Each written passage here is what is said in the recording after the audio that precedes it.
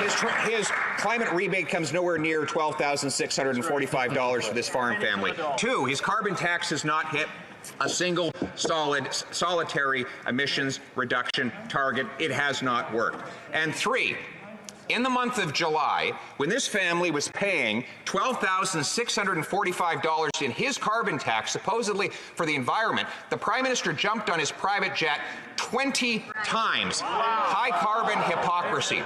He can't tell us how much the tax will cost. Will he tell us how much carbon he emitted in that month of July when he was raising the tax? The Right Honourable Prime Minister.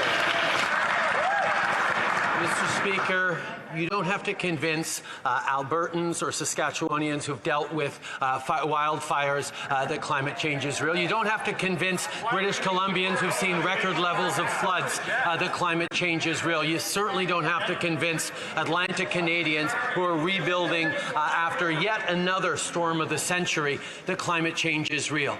People know we need to take action on that, and that's exactly what this government has done by putting a price on pollution to ensure it's no longer free to pollute anywhere in the country and given more money back to families that need it. When is the Conservative leader going to get serious on climate change? The Honourable Leader of the Opposition. The Prime Minister hasn't gotten serious on climate change. He has a tax plan, not a climate plan, that has raised money for his government but has not reduced emissions or hit targets.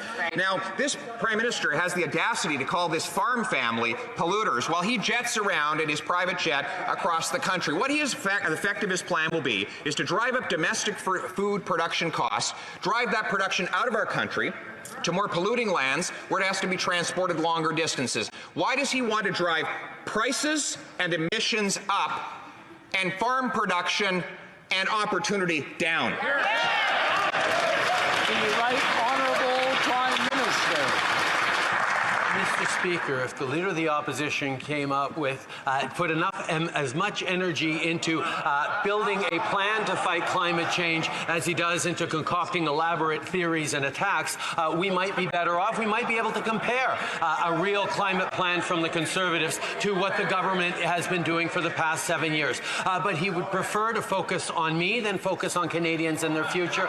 We're going to stay focused on fighting climate change and putting more money back in Canadians' pockets. That's what Canadians expect. That's what we're going to keep doing.